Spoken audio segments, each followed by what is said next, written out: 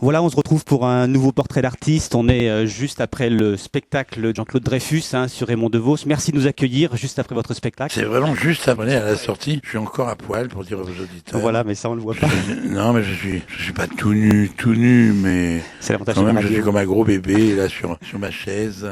Alors vous écrivez comment un portrait? Portrait comme un dessinateur, mais là c'est un dessinateur audio, Ah, on va parce que dire. vous savez que moi je collectionne les cochons. Oui, tout à fait. Alors ça aurait pu être le trait du porc. Hein. Ah, c'est joli ça. Je crois qu'on va faire du DeVos par rapport au cochon. J'avais un tour de chant d'ailleurs qui s'appelait, j'avais une chanson qui s'appelait Le Mal détruit. Je sais plus comment il s'appelait le tour de chant d'ailleurs.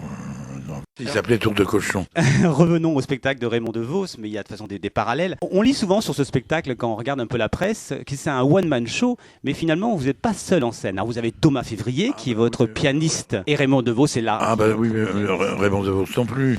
Il avait toujours son pianiste aussi avec lui. Et puis moi, j'aime pas être seul vraiment en scène déjà. Quand on fait, je sors d'une pièce qui a duré 3 ans. J'ai fait 3 tournées, 2 passages à Paris, qui s'appelait Le Mardi à Monoprix d'Emmanuel Darlet, qui avait mis en scène Michel Didier. Où là j'étais Marie-Pierre, un transsexuel. Et là j'étais tout seul aussi, mais j'étais avec un musicien, avec un contrebassiste. D'ailleurs, je pense sérieusement remonter sur scène d'ici quelques mois avec un groupe de gens, parce que les gens vont croire que je n'aime pas les autres acteurs finalement et que je veux toujours être seul. Mais néanmoins, je suis toujours avec des gens qui font de la musique. Et ça, c'est très important, que ce soit dans mon tour de chant ou dans ces... On va pas dire que c'est des one-man shows, même avec DeVos.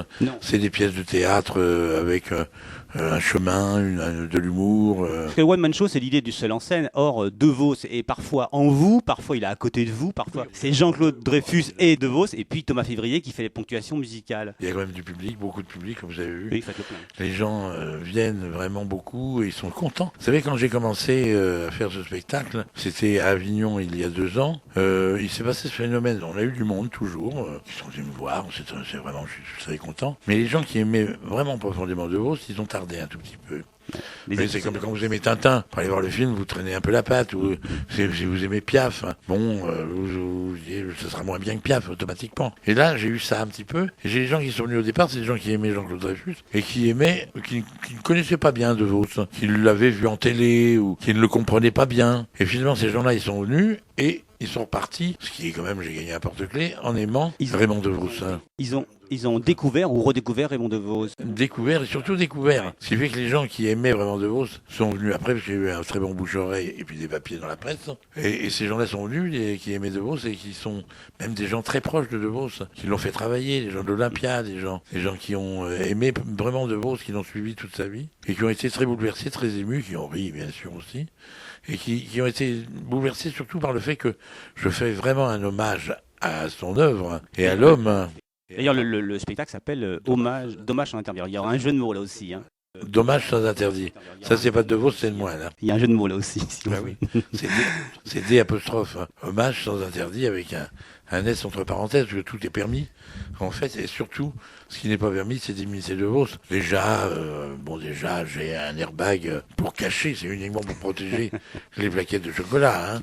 Et puis là, on va un peu en coulisses, comme il avait. Et la genèse de ce spectacle, c'est aussi que l'un et l'autre, on avait fait des photos pour Harcourt, comme beaucoup d'artistes, et qu'il y a eu un bouquin qui est sorti où il nous avait mis en parallèle, en acoquinage, les anciens, les nouveaux, quoi, en gros. Ce qui fait que ça a donné l'occasion de se rencontrer, par 1 ou 2 fois, ou 3 fois même, à cause de bouquins, où les gens nous mettaient famille, en fait, genre famille. Ce qui fait qu'il y a quelques années, j'ai fait avec Isabelle Georges, qui est une très bonne chanteuse, qui chante Julie Garland et tout.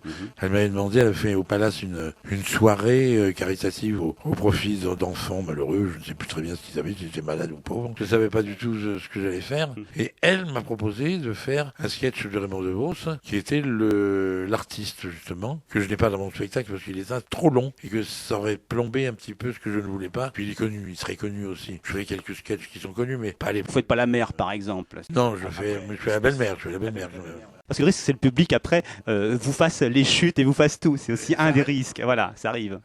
Ça arrive parfois, hein. Avec Loi, par exemple, parfois, les gens, alors ça, j'aime pas du tout, parce que je les regarde, je leur dis en leur disant, bon, c'est moi qui parle, c'est pas vous. Et ça a eu beaucoup de succès quand j'ai fait cette soirée. Et après, quand j'ai été nommé au Molière pour Mardi Monoprix, les Molières m'ont demandé si je voulais faire aussi un quelque chose. Donc j'ai repris ce truc-là. Et ce qui a fait que j'ai... Et puis de là, du texte que j'ai lu, je me suis plongé dans son œuvre, de Vos. Il y a de quoi faire. Parlons de Vos, justement. On a l'impression parfois que Raymond DeVos, c'est une sorte de traducteur du français, mais on va dire plus que le sens commun. Quand on écoute bien ses sketchs, il y a toujours finalement un dialogue avec quelqu'un qui lui parle au premier degré. Raymond DeVos, c'est un point qu'il ne comprend pas, mais il donne d'autres sens à des mots simples, à des phrases simples qu'on lui donne. Et c'est ces portes ouvertes, c'est pas des portes ouvertes, c'est des portes justement qu'il ouvre, ce qui est un peu différent, des puits sans fond dans lesquels on peut tomber également. Oui, c'est surtout une poésie complètement de l'absurde, tout en n'étant pas vraiment absurde, parce que c'est extrêmement intelligemment écrit et ça raconte pas mal de choses. Et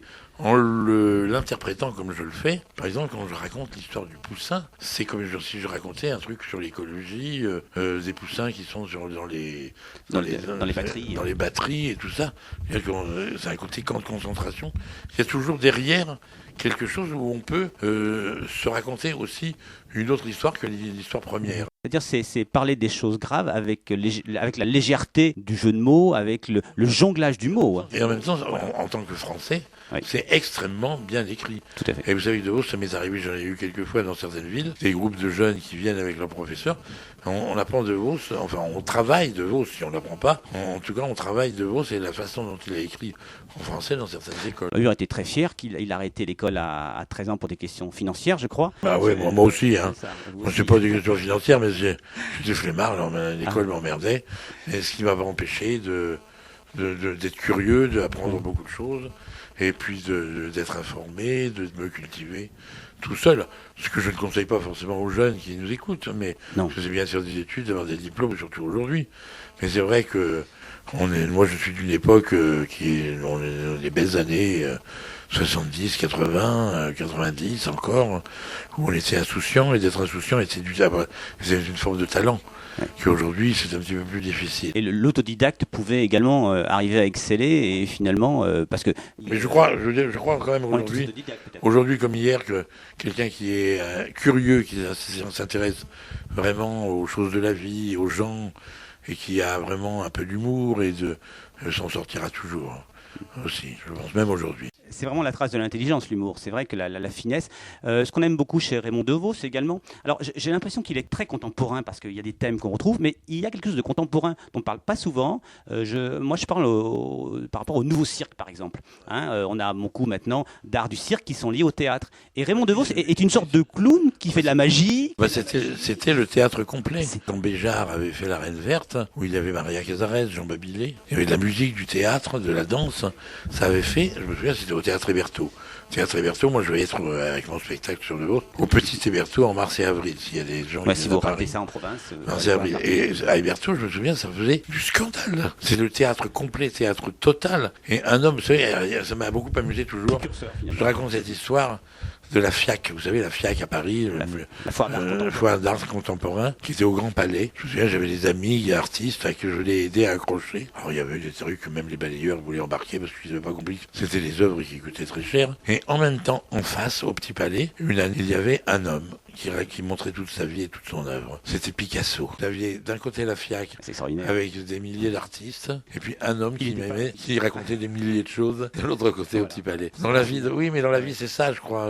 Il y a des gens extrêmement talentueux, comme Raymond DeVos, qui ont écrit, pour moi, Raymond DeVos, c'est un Picasso des mots.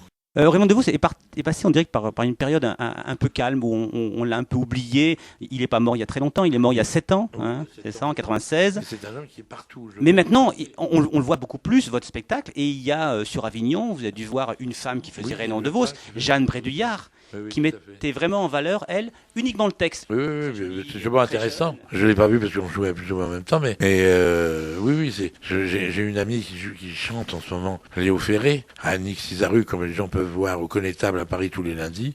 Elle est extraordinaire. Et justement, comme c'est une femme qui chante Ferré, tout d'un coup, c'est plus intéressant que si elle se mettait, avec une voix superbe, c'est plus intéressant que si elle se mettait à chanter Barbara, par exemple. Et Léo Ferré prend une ampleur. Alors moi, je suis un homme, je fais Raymond DeVos. Oui, on a un petit peu des points communs. Je dis l'œil en coulisses et puis je n'ai pas son talent d'écriture, donc on n'est pas si loin l'un et l'autre, mais c'est un homme qui a écrit toute sa vie, quoi, et c'est formidable. Donc on ne cesse pas de le redécouvrir. Pour revenir 2 minutes sur cette histoire de physique, c'est vrai qu'il avait un physique très prononcé, de visage, beaucoup plus âgé, et beaucoup de jeunes se sont arrêtés à ce physique également, et n'ont pas été souvent derrière les mots. Alors c'est vrai que certains jeunes talents qui prennent les mots, eh bien on voit toute l'ampleur et la puissance de... Oui, pour moi, je l'ai vu depuis des années et des années. Il a plus de 50 ans de scène quand même, Raymond DeVos. Et puis ça vient toucher un petit peu à tout, aux instruments, au jonglage. Alors moi, je fais ce que je peux dans mon petit spectacle. Je fais un peu semblant de jongler. J'étais magicien, donc je fais un peu de magie. Si je dis que vous êtes un peu des fois le Garcimore... Oui, absolument, oui. Non, mais je n'essaie pas de faire mieux que lui, parce que lui savait un peu tout faire. Il y a un truc que j'aurais adoré faire, mais j'ai pas eu le temps. Et puis bon, c'est très difficile. C'était de la scie musicale, par exemple. Ah oui, parce qu'il il en faisait. Et ça, j'aurais adoré faire un petit bout de scie musicale. Je le ferai peut-être un jour dans un autre spectacle. Pas forcément, justement, avec Raymond DeVos, ça pouvait être redondant. Je pense que dans le spectacle, toutes les choses que l'on a choisies ne sont pas redondantes de Raymond DeVos. Il y a vraiment une interprétation des idées, des choses, du jeu et même si on a des points communs, effectivement. Et puis il y a le fait que maintenant, ce style de spectacle, si Raymond DeVos se faisait maintenant, on a plus l'impression d'avoir une pièce complète. Alors Raymond DeVos, c'était des sketchs séparés à l'époque, faut pas oublier. Et vous avez créé ça justement. J'ai créé ça j'ai choisi 60 textes à peu près dans tout ce que j'aurais eu envie de dire. Et Christophe Correa, avec qui j'ai fait la mise en scène, et on a fait la mise en scène ensemble quand on est deux. C'est un truc à deux quand même. Mais je dois dire qu'il a fait un très joli montage. Je lui ai largué les textes parce que moi je ne savais pas dans quel ordre les mettre et tout. J'aurais voulu les dire tous. J'avais pas de rigueur par rapport à ça. Puis bon, là, à Avignon, quand on l'a créé, il fallait faire 1 heure, pas plus, donc il fallait faire un chemin. Et il a fait un très joli chemin pour arriver à un moment d'émotion à la fin où les gens craquent et chialent, quoi. Et puis il y a de la finesse parce qu'au bout du compte, on ne se rend pas compte où est la couture, comment sont assemblés les textes. Le piano joue aussi son rôle. Oui. C'est vraiment, pour moi, c'est pas un stand-up, c'est une vraie pièce. C'est une vraie pièce qui s'appelle Hommage à Raymond DeVos. Voilà, mais bon, avec Jean-Claude Dreyfus, qui n'a pas oublié son cochon sur scène. Non, c'est aussi... Non, il faut signer aussi. Oui, il faut signer également. Il faut signer aussi les choses. Mais écoutez, si on ne vous voit pas en province, on peut vous retrouver donc à Paris, mars-avril, Théâtre Les Barteaux. Encore quelques villes jusqu'à mi-février. Vous avez un site internet qui est très bien fait. Oui, voilà. Les gens veulent aller sur le site de 20h40, il y a toutes les dates que l'on a jusqu'à mi-février. Voilà. Et après, effectivement, on sera au Petit Hébertot. Et votre livre aussi, vous me parlez. Et puis mon livre, il est dans toutes les librairies. Voilà, qui s'appelle Biodégradable. Biodégradable, voilà. On remerciera l'auditorium de Montélimar qui nous a accueillis pour cette interview. Absolument, je suis venu souvent ici. Oui, vous êtes un habitué. Et il y a un très bon public ici à Montélimar et on est extrêmement bien reçus. Merci Jean-Claude Dreyfus. À bientôt. À bientôt sur d'autres scènes. Au revoir.